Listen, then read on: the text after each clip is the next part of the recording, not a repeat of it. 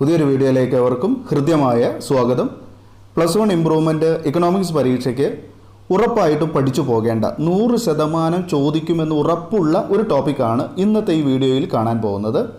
ഇത് ഇക്കണോമിക്സിൻ്റെ രണ്ടാമത്തെ ബുക്കായ സ്റ്റാറ്റിസ്റ്റിക്സിൽ നിന്ന് അതിൻ്റെ ലാസ്റ്റ് ചാപ്റ്റർ 9ാമത്തെ, അതായത് യൂസ് ഓഫ് സ്റ്റാറ്റിസ്റ്റിക്കൽ ടൂൾസ് എന്ന് പറയുന്ന ചാപ്റ്ററിൽ നിന്ന്, അതായത് സ്റ്റാറ്റിസ്റ്റിക്കൽ സങ്കേതങ്ങളുടെ ഉപയോഗം എന്ന ചാപ്റ്ററിൽ നിന്ന് ഷുവറായിട്ടും ചോദിക്കുന്ന, ഇത് ഉറപ്പിച്ച് നിങ്ങൾക്ക് പഠിക്കാം, ഇത് മാത്രം ഈ ചാപ്റ്ററിൽ നിന്ന് ചോദിക്കുള്ളൂ. പ്രോജക്റ്റ് റിപ്പോർട്ടിൻ്റെ ഘടന എന്താണെന്ന് ചോദിക്കും. ആ പ്രോജക്റ്റ് റിപ്പോർട്ടിൻ്റെ ഘടന തയ്യാറാക്കാൻ വേണ്ടി ചോദിക്കുന്നു. അപ്പോൾ എന്തൊക്കെയാണ് അതിൽ നമ്മൾ എഴുതി പിടിപ്പിക്കേണ്ടത്, അല്ലെങ്കിൽ എന്താണ് നമ്മൾ അതിൽ പഠിച്ചു പോകേണ്ടത്, ഒരു പ്രോജക്റ്റ് റിപ്പോർട്ടിനുണ്ടായിരിക്കേണ്ട ഘടന എന്താണ്, അല്ലെങ്കിൽ അതിൻ്റെ മാർഗങ്ങൾ എന്തൊക്കെയാണ്, അല്ലെങ്കിൽ ഒരു പ്രോജക്റ്റ് റിപ്പോർട്ട് തയ്യാറാക്കുമ്പോൾ ഉപയോഗിക്കേണ്ട പ്രധാനപ്പെട്ട ഘടകങ്ങൾ എന്തൊക്കെയാണ്, അങ്ങനെയാണ് ചോദ്യം ഉണ്ടാവുക. അപ്പോൾ ആ ചോദ്യത്തിന് നമ്മൾ എന്തൊക്കെയാണ് ഉത്തരം കൊടുക്കേണ്ടത്, പോയിന്റ് മാത്രം നിങ്ങളിവിടെ പഠിച്ചാൽ മതി. ഞാനിവിടെ പ്രത്യേകമായിട്ട് അത് കാണിക്കുന്നുണ്ട്. അത് ഇത്രയേ ഉള്ളൂ. നോക്കാം. ഒന്ന് ആമുഖമാണ്. ഒന്നാമത് ഇൻട്രൊഡക്ഷനാണ് വേണ്ടത്. ഒന്ന് ഇൻട്രൊഡക്ഷനാണ്, അതായത് ആമുഖമാണ്. രണ്ടാമത്തത് പ്രശ്നാവതരണം. രണ്ടാമത്തെ പോയിന്റാണ് പ്രശ്നാവതരണം. മൂന്നാമത്തത് ലക്ഷ്യങ്ങളാണ്, ഒബ്ജക്റ്റീവ്സ് ആണ്. ലക്ഷ്യങ്ങൾ എന്താണ്? ലക്ഷ്യങ്ങൾ, ഒബ്ജക്റ്റീവ്സ്. ദെൻ നാലാമത്തത് രീതിശാസ്ത്രമാണ്. എന്താണ്? രീതിശാസ്ത്രം എന്ന് പറയുന്നത് മെത്തഡോളജി അല്ലെങ്കിൽ മെത്തഡ് ഓഫ് സ്റ്റഡി എന്ന് പറയും, രീതിശാസ്ത്രം.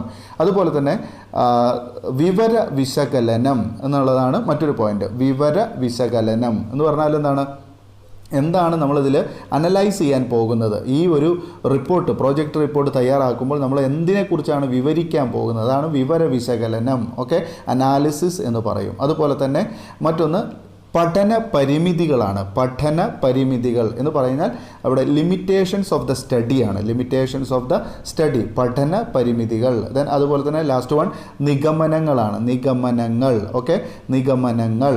ഇനി വേണമെന്നുണ്ടെങ്കിൽ നമുക്കൊരു പോയിന്റ് കൂടെ ചേർക്കാം, അതായത് ബൈബ്ലിയോഗ്രാഫി.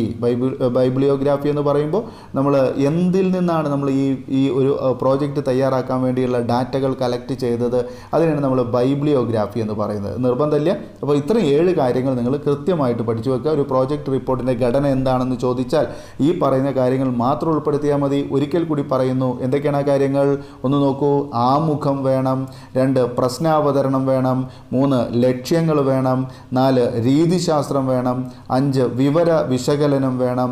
6 പഠന പരിമിതികൾ വേണം. 7 നിഗമനങ്ങൾ വേണം. ഇത്രയും കാര്യങ്ങൾ പഠിച്ചാൽ നിങ്ങൾക്ക് ഇതിൽ നിന്ന് 4 അല്ലെങ്കിൽ 5 മാർക്ക് ഷുവറായിട്ടും നേടാൻ കഴിയും. ഇത് ഉറപ്പായിട്ടുള്ള ഭാഗമാണ്. ഇപ്പോൾ ഈ പറഞ്ഞ കാര്യങ്ങൾ നിങ്ങൾക്ക് മനസ്സിലായി എന്ന് കരുതട്ടെ. വീഡിയോ ഇഷ്ടപ്പെടുകയാണെങ്കിൽ തീർച്ചയായും ലൈക്ക് ചെയ്യാൻ മറക്കരുത്. മാക്സിമം ഇത് ഉപകരിക്കുന്ന എല്ലാ സുഹൃത്തുക്കളിലേക്കും ഷെയർ ചെയ്യുക. ആദ്യമായി കാണുന്നവർ സബ്സ്ക്രൈബ് ചെയ്യുക. അതുപോലെ തന്നെ നമുക്ക് വീണ്ടും പുതിയൊരു ടോപ്പിക്കുമായി പുതിയ വീഡിയോയിൽ കാണാം. Thanks for watching our videos.